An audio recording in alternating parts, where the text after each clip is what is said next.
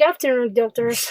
So today we're just going to take a quick review of some of the topics that we review during our semester, which is almost done. The first one that we're going to take a quick review. It's about the bruise and blood cut and the difference that we can find thinking about these two words. Just remember that, as we said, this will be result that will be the result of a damage to blood vessels, depending in the causes. When we know that we have an injury because of the vessel capillaries are injured, these blood vessels that are bursting will leak blood, and then this blood will become trapped and begin to decolorate the surface of the skin, and it will be the result of a bruise that will appear as a noticeable mark on the outer layer of the skin. As we remember, these bruises can be formed after a hard impact, an injury, falling down, or even breaking a bone. The symptoms, as we said, this black and blue appearance of the bruise, it's due to the lack of oxygen in the trapped blood. And as we saw before, this bruise will change the color as it becomes to heal. It will be reddish at the beginning, and then will change into dark blue, purple, blackish color. And over the days, it will resolve and later will fade completely. As we said before, some of the risk factors for these bruises will be taking some drugs, including those blood thinners, as an example, warfarin, and also those over-the-counter drugs such as aspirin. We also know some fish oil supplements will be a risk factor for having a bruise, and even some vitamin. Of course, we always must remember those deficits or bleeding disorders that can also make a person be suffering for bruises. As we said before, as we get older, these make our skin and blood vessel more fragile and, of course, more easy to have a bruise for not even a very hard impact, but sometimes just a touch of someone. The difference from the bruise is the blood clot. It is formed as a result of the healing of an injury of a cut, and this blood clot is formed of a clump of blood, and it's usually formed in a deeper tissue or even inside the blood vessels. That's why it is not really visible. And as we said, it's a part of this natural process of healing. Depending on the place that the blood clot is formed, we can also call it thrombus, as we can see, because it's formed inside the blood vessels. And as we know, even high blood pressure or diabetes can damage the lining of the blood vessels. So those tissues can result in a thrombus forming. As we know, these blood clots can also be secondary for hypercoagulation, and as we know, this condition can block the flow of blood and oxygen to those parts of those tissues. That's why they always become a medical emergency, because they can become a life-threatening situation because of the effects on the blood and the oxygen flow. Examples of these conditions are the stroke, which it's stopping the flow of all blood and oxygen on the brain. A heart attack, when we talk about our heart. If we talk about the lungs, we can have this pulmonary embolism, And talk about the stomach, we can have the mesenteric ischemia. We also must be considering deep vein thrombosis, which is also very common. And as we know, the risk factors for blood clots can be people who are sitting for prolonged periods, and also we will have a genetic predisposition. If we are smoking frequently, even pregnant women, if, as we know, if we are getting old, people from age 60 or more can be in more risk. Of course, overweight or obese people are in a higher risk. And if a woman has been treated with hormone therapy, then they are in a high risk. There's also a condition if we had a recent surgery. Okay, our second topic is scoliosis, and as we remember, we said that idiopathic scoliosis is one more than 50 or 60% of cases presented as one of the most common congenital disorders. Most of the times, the cause is unknown, and it's known as the idiopathic scoliosis. And it is this condition, it's medical conditions in which the spine of a person will be making a sideways curve that can be in a different shape, like an S or even like a C. And we have to remember the difference between an scoliotic attitude or the posture and the real scoliosis. We always must remember when our patient has a real scoliosis, this curvature will not disappear when we would try to correct the posture. As we knew also when we talk about appendicitis, we knew that maybe because of the pain we can have an scoliotic attitude or posture. But the fact is, if we return to the right postural position, that curvature will disappear, which is not happening in the real scoliosis. So that will be the difference, that curvature that disappears or not. We can also, or we must also remember that we have major or primary curves, which are the ones that are the biggest curve in the dorsal spine, and we must remember that under or above those major or primary curves, we can find compensatory curves, which are called minor or secondary curves.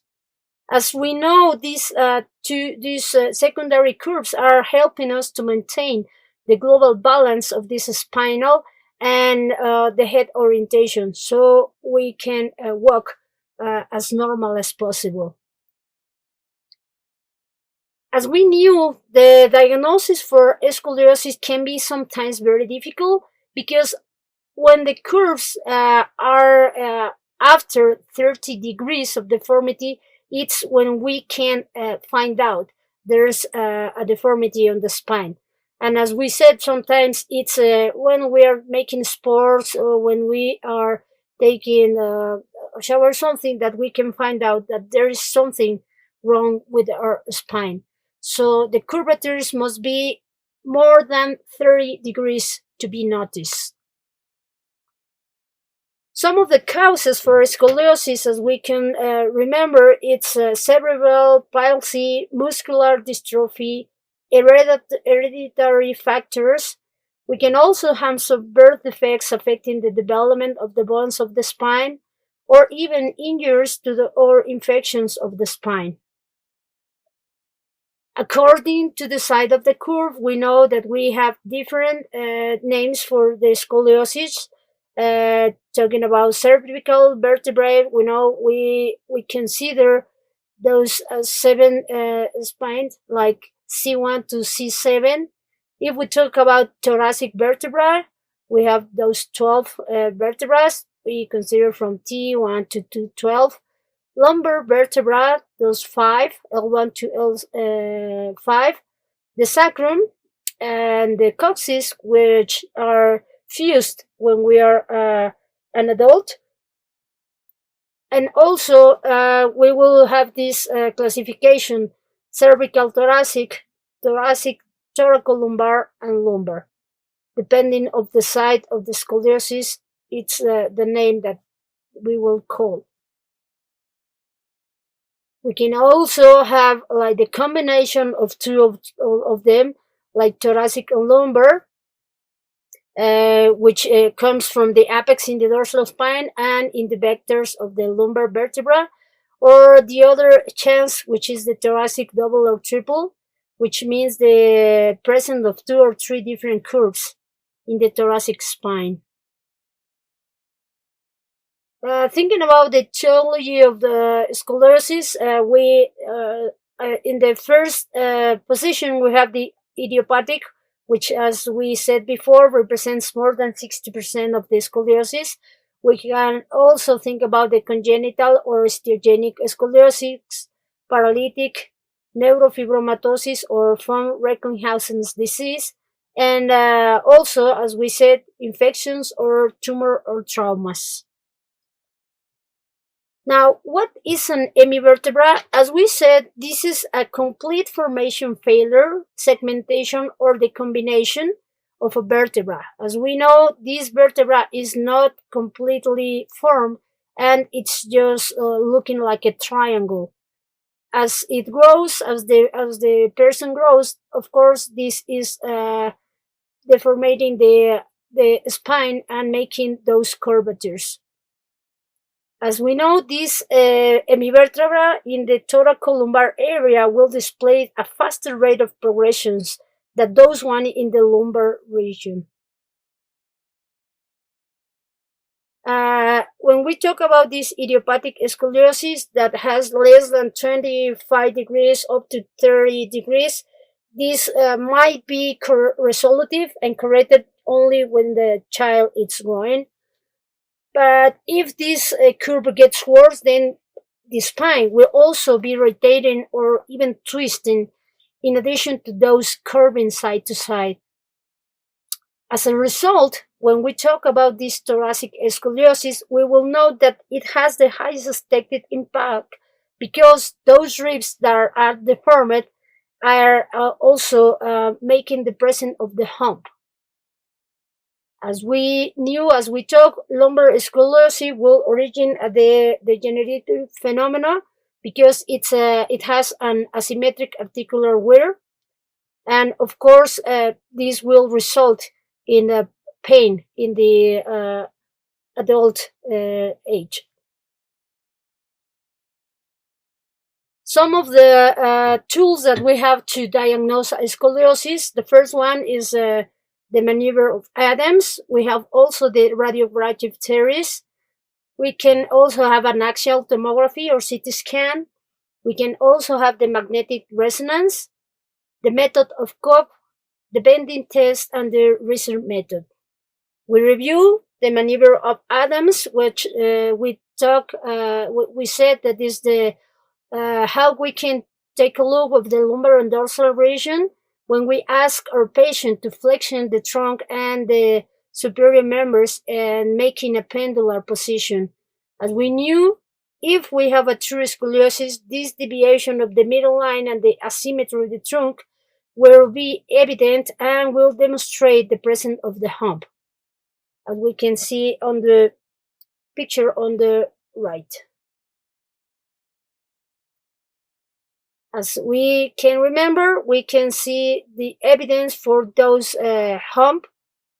We see the spine rotates to one side and the ribs are pushing out the posterior and it appears higher. Another signs and symptoms from scoliosis can include plagiocephaly, which is the asymmetry of the skull, uneven shoulders. One shoulder will be appear more prominent than the other.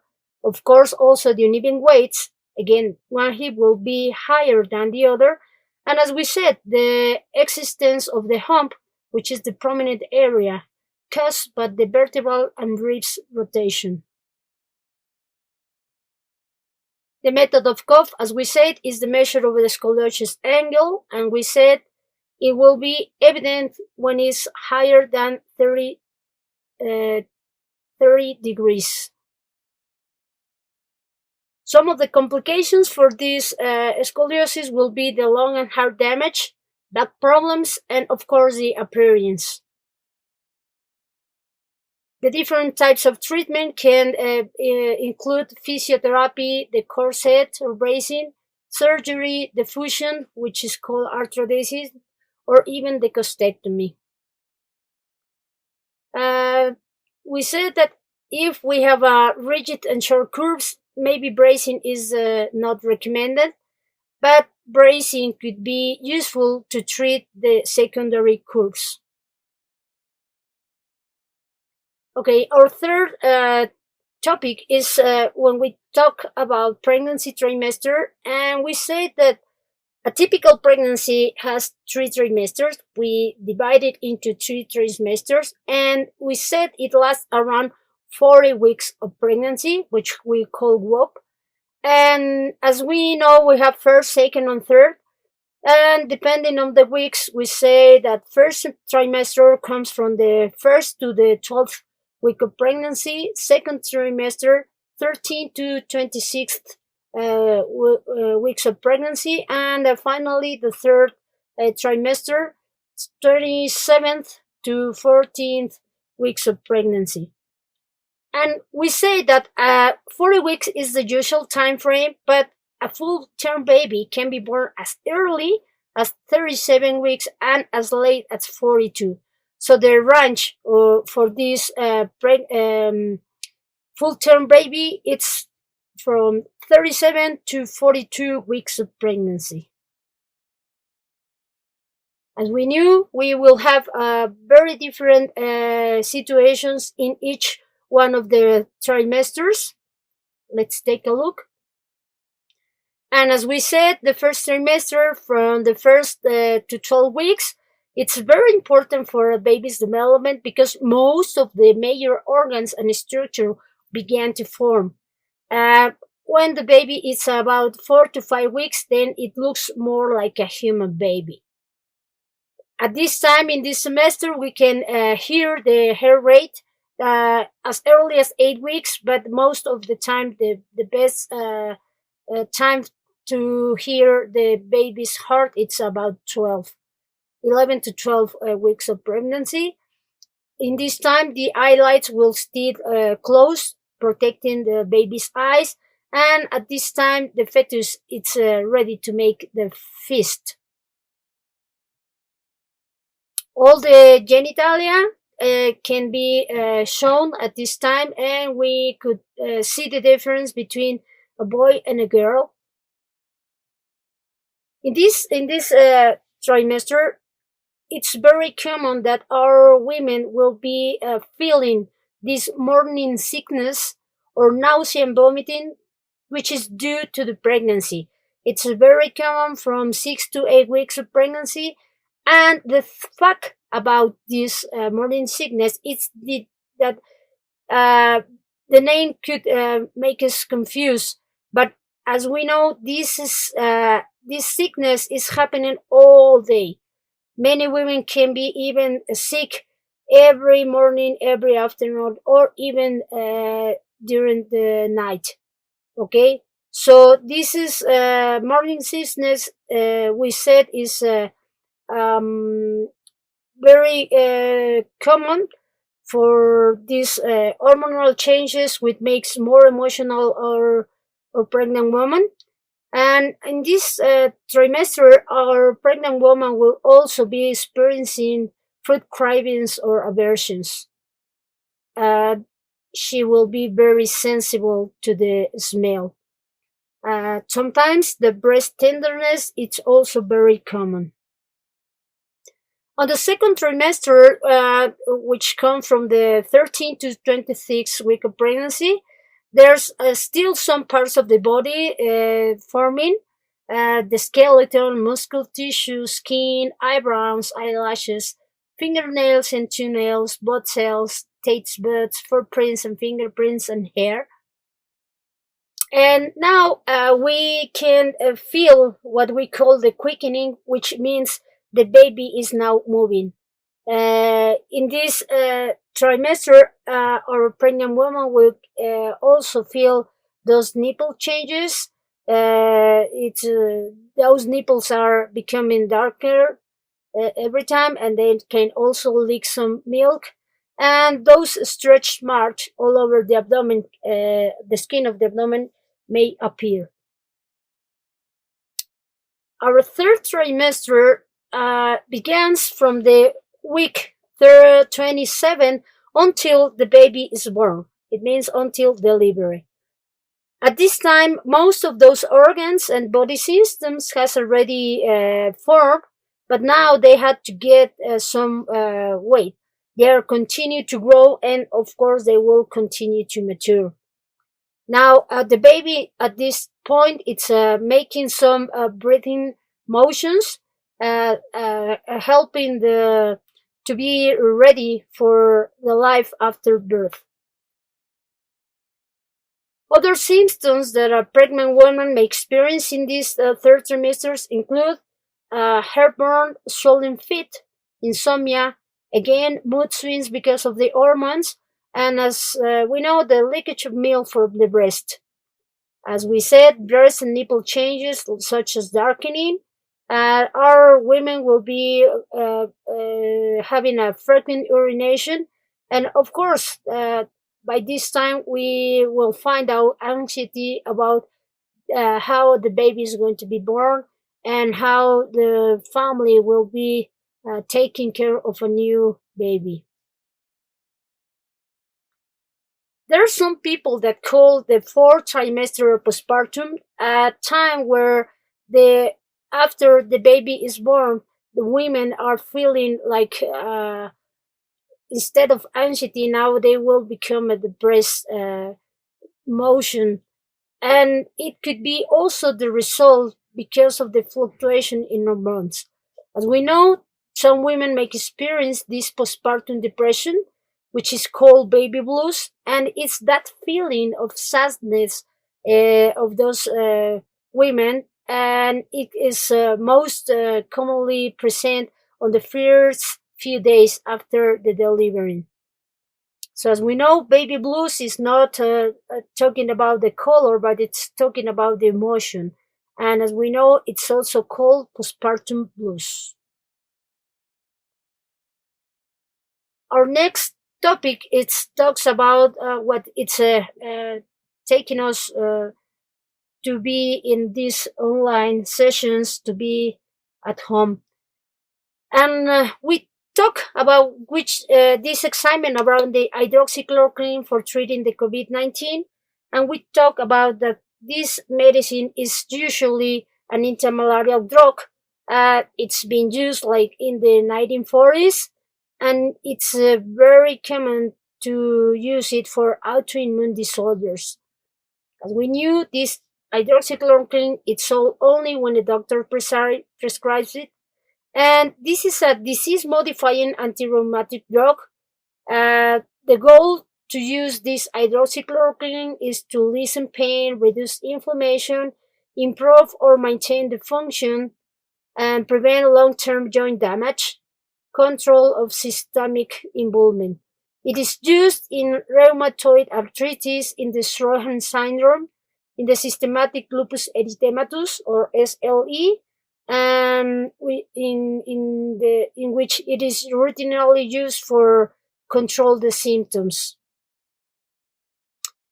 And according to the Thomas Dornet, who is a rheumatologist in the Charité University Hospital in Berlin, the hydroxychloroquine is the only known therapy so far for primary Sjögren's syndrome.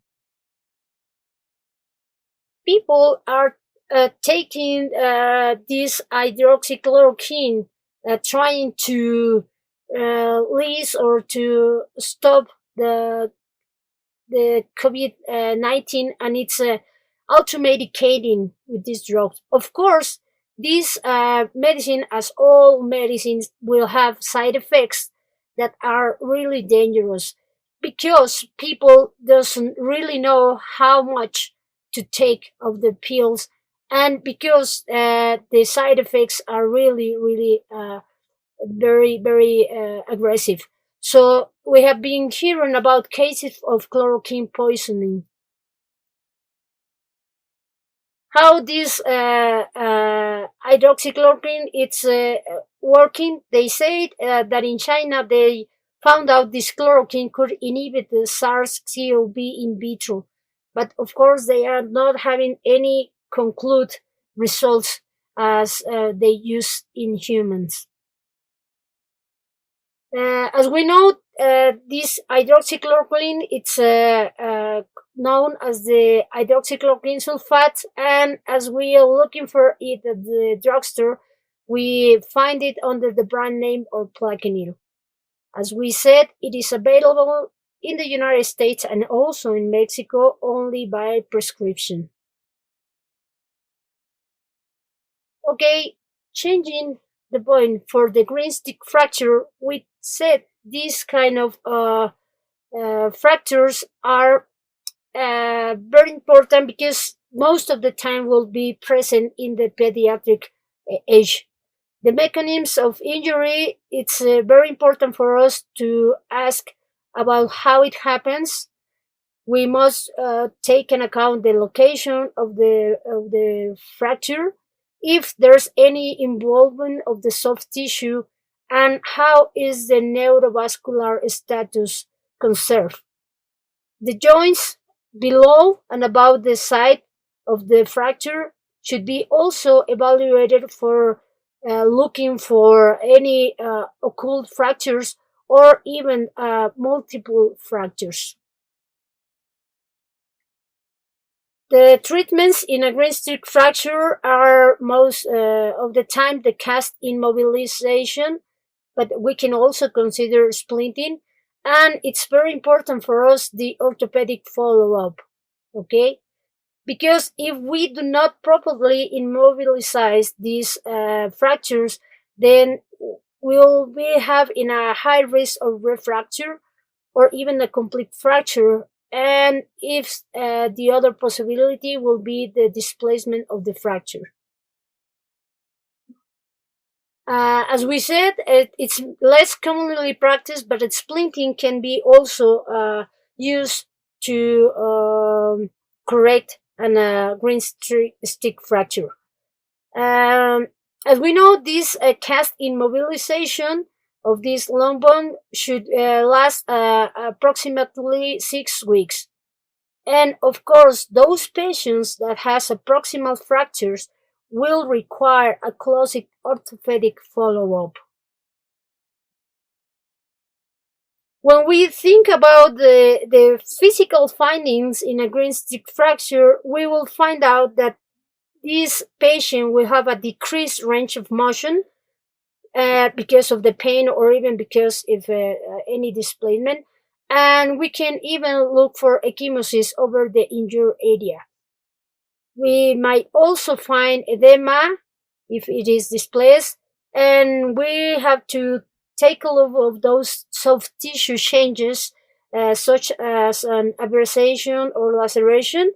And if we have to consider the neurovascular bundle, we must be looking of any signs of injury. When we talk about the goal of the treatment for a green stick fracture, we have to remember it's to avoid the displacement of the fracture and also the risk of a refracture. As we said, if it's not completely stabilized, then we have the risk or a refracture or a displacement. We said that a green stick fracture is when the cortex and periosteum are interrupted only on one side of a bone, and it's a bending injury because there's only an incomplete thickness fracture. Only one part of the cortex and the periosteum are interrupted, and the other will remain totally uninterrupted. Why is it happen? Because as in the pediatric age, they have a very increased compliance. Those bones are very bowing and bending, and those injuries will result in less stress than the stress that will have an adult bone. So this kind of fractures, because of this bowing and bending compliance, will result in green stick, torus, and spiral injuries. So these are bending injuries more than a full thickness cortical breaks. And as we say, this could be the result of this calcified cartilage in pediatric bones, because the ratio of the collagen matrix is higher, and they have a higher immature mature cross-link ratio. So that's why we say in the children, before the ossification, most of those pediatric bones are just calcified cartilage, which is very compliant. It's very flexible if we compare to the ossified bones of adults. Okay. We knew also that malnutrition is, when we talk specifically about vitamin D deficit, will increase the risk of green stitch fractures of the long bones after a trauma, because these bones will be very weak. How could these green stitch fractures occur? Well, most of the times they will be the result of falling on outstretched arms, which is called fush, because we are trying to protect our upper extremities by falling down. So we try to stop our falling with our uh, hands or fingers or arms. Something that is very important is to remember that even though most of these green stick fractures are presented in the pediatric population, we can also see a fracture in adults, a green stick fracture. It's not really common, but it is possible. When we talk about these green streak fractures that goes through the diaphysis and metaphysis, it's called green streak fractures. But when it's involved in the physis, then we will classify these fractures as a halter Harris. As we can see, it's involving the physis. Okay. Again, we say it because of the increased complaints of the pediatric bones, they will have more bowing and bending injuries than an adult bone will have.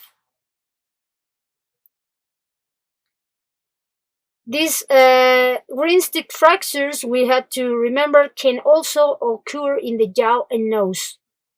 In this part, condylar fractures are the most common pediatric mandibular fractures.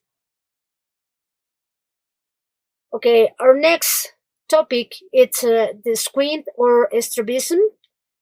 And as we knew, we must find out whether our patient has or not a squint problem, because when we detect it on early stages, then we might have a very good prognosis. It's important for us not to wait too long or just overlook the treatment, because it can lead to a permanent vision loss. How old our baby must be to think about this strabism is normal? We said at the time of 4 to 6 months old, these eyes usually will straighten out. Before this, it's kind of normal to wander or cross the eyes. As we said, if we don't treat completely our squint, the brain will eventually suppress or ignore the image of the weaker eye, which will result in amblyopia or the lazy eye. It means this this eye it's unable to focus on the things, and by the time it could become a permanent vision loss. We can also damage the long-standing eye, and we can damage the deep perception or stereopsis, which is the ability to see in the third dimension. Just to remember, depending on the direction of the wandering of the eye, we can divide these four types of misalignment. When we talk about esotropia, we know the eye will turn inwards. When we talk about exotropia, it will be the other way. It means outwards. Hypertropia, which comes upwards, and hypotropia, which comes downwards. Again, hypotropia downwards, hypertropia upwards, exotropia outwards, and esotropia inwards. See also the difference between nearsightedness, which it's called myopia, and farsightedness, which is hyperopia. And just remember that astigmatism is a form of a blurry vision, and as we knew, squint is the misalignment of wandering of one or both eyes. We knew that the test used to assess whether the patient has strabismus is called the Hirschberg test or Hirschberg corneal reflex test, and we might determine whether our patient has or not the strabismus. Our next topic is ovarian cystadenoma. Just to remember, this ovarian cyst is a sac which has inside liquid or semi-liquid materials, and it arises from the ovary. We must remember we have a very broadly classification which classifies the cyst in functionals or neoplastic, and then after we have the neoplastic cyst, we know they can be benign or malign. Okay?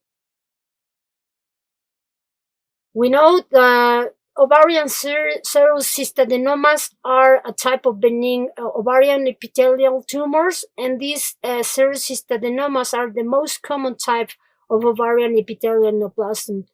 About 60% of those ovarian serous tumors, but the good thing about this is most of them will be benign. How is the clinical presentation of these ovarian cystadenomas? Most of the time they are asymptomatic, but the way they are presented is when we find out those cysts that can grow like really, really big will be displacement the adjacent structures, such as the loops of bowel or any adnexal torsions. We know that these ovarian cystadenomas can be bilateral in 15% of the cases, and as we talk about the macroscopic appearance, we know that they usually could be composed of unicular or sometimes multilocular cysts, and most of the time they will be filled with clear weighted fluid. Some of the lining of the cyst would be flat or also may contain small papillary projections.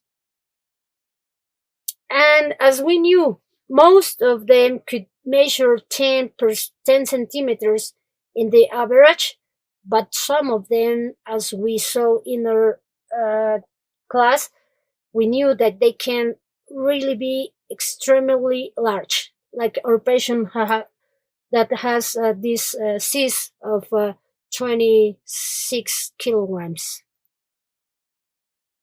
We can find this cyst with an ultrasound, looking for those detectable septations, or we can also look at those CT scans, which in which the T1 will take into account the cyst content, which is hypotense, or the T2, which the fluid is hyper intense. and the T1C when we use the contrast liquid, and then we can find out. The surgical options include the resection or the oophorectomy. Okay, now talking about the clubfoot, we know this, it's a congenital talipes equinovarus, and some of the syndromes that can be along with the clubfoot includes the arthrogryposis, the constriction band syndrome, the tibial hemimelia, and the dystrophic duosteums. We know that in this situation, the Achilles tendon will be too short, and it will cause that the foot will stay pointed, also known as the fixing the foot in echinus. It's also turned in and under, and as we know, all the bones of the foot and the ankle are present, but they're misaligned due to the difference in the muscles and tendons that are acting on the foot. We know that in somehow or in some time the Achilles tendon will need a very small incision as a integral part of this posterity management, which is a really very small incision, but it will help the Achilles tendon to grow and make it help to flex upward the ankle. Percutaneous means through the skin, and as we know, the incision is really very small. We have two phases for the Ponseti treatment. The first one is the treatment phase, where the deformity is corrected completely. As we know, it should begin as early as possible, and the best is to start the first week of life. And what we will do is be gently manipulation and cast the foot on a weekly base. It will last maybe 4 to 6 weeks. And after this treatment phase, we will have the maintaining phase, where we are going to use a brace to prevent the recurrence. This orthosis should be worn 23 hours a day for at least 3 months, and then during the night time for several years. If we do not use this orthosis correctly, then it will result a recurrence in the clubfoot deformity.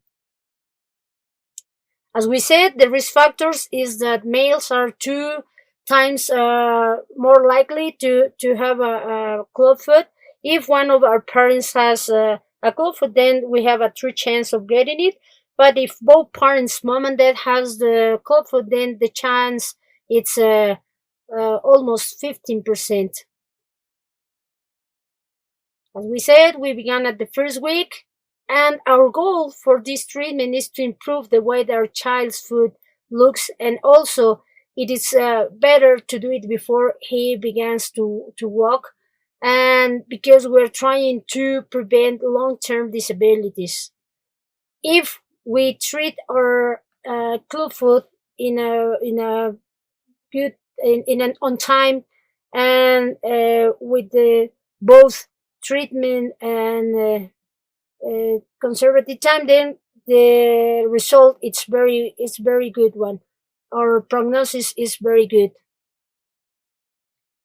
Just to remember, the 4 components of the congenital talipes equinovarus: the midfoot, forefoot, hindfoot, and hindfoot echinus, which is called cave; hindfoot varus, the forefoot adductus, midfoot cavus, and ankle echinus. Okay, coming to our next topic, just to remember which are the long-acting reversible contraceptive methods. We remember that long-acting means it's for a long time to be used. Reversible because we can just stop taking them or using them anytime. And we know that these long-acting reversible contraceptives includes the implant and the IUDs. The IUDs, as we know, we have 5 kinds in the United States. We know the levonorgestrel releasing intrauterine devices, which are called LNG IUDs, and we have the copper containing IUD. These IUDs must be inside the uterus or womb. And the 2 types of LARCs that we have available, as we said, are the intrauterine devices, and the other one is the implant. As we know, the IUDs are 2 kinds, the copper or Paragard, which uses only copper, and those hormonal IUDs, Kylena and Liletta, Mirena and Skyla. Just to remember how long this hormonalized IUD can last. So as we can see, we have different years. And we know that we can also use this morning after pill to prevent pregnancy, used as an emergency contraception. Talking about how we can examine our women that are using this IUD, we must remember that we can also have the risk. And we talked about the migration of these intrauterine devices, looking for all kinds. As we know, many women are using these intrauterine devices all around the world, but because they are highly effective and they are reversible, but also we have inherent risk, as we say. We can find the migration of the IUD from its normal position. We can also have the expulsion of the IUD. We can find the displacement into the endometrial canal. The uterine perforation are the embedment of the IUD. We are going to use those ultrasounds to find out where is the IUD, but also the conventional radiography, a simple abdominal X-ray, so we can find out where is the IUD, or even the CT scan when we are thinking about this IUD has migrated into the abdominal cave. And just to remember what to do if we have the missing string of the IUD, using the ultrasound, using the antepostural lateral radiographs, or even the CT abdomen scan, and just define whether we decide to leave the IUD, or if it's gone far away, then maybe we'll require the surgical intervention. Another situation we talked in this semester was the appendicitis in children, and just to take a quick review, we remember those symptoms that are typically in the right side of the abdomen, but always taking in account that it's a very, very frequent illness for pediatric age.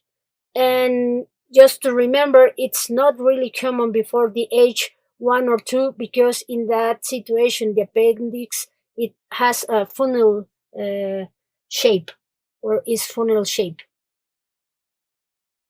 Remember that the localization of the appendix most of the time will be in the retrocecal position. And again, just to remember that most of the time, or mostly, will be on the right side. But in this situation, as we said, we can find it on the left side. Just remember this uncorrected malrotation when we do the inversus totalis and gastroschisis and omphalocele. Just to remember also that we will be asking for those complete blood count, looking for leukocyte count and elevated neutrophils. and also pandemias. And just to remember also the CRP or C-reactive protein, which we said the higher the CRP level will be, the more inflammation in our body. So we must have both of them. And also we can use the X-ray scan to see those levels, those water levels. We can use the ultrasound to look at the appendix, or even the CT scan.